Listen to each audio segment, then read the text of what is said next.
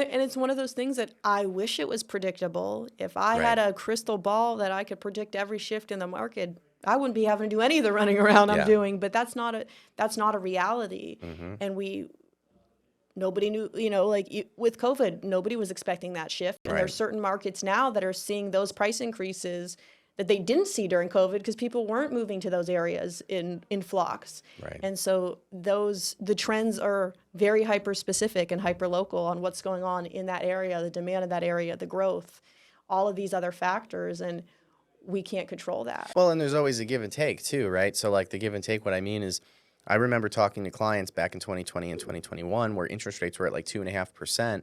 And they're like, oh, I don't want to buy now. All these homes are so overpriced. This is ridiculous. Then rates go up and property values now, it's like a total buyer's market. You're getting everything on sale. And they're like, yeah, rates are too high.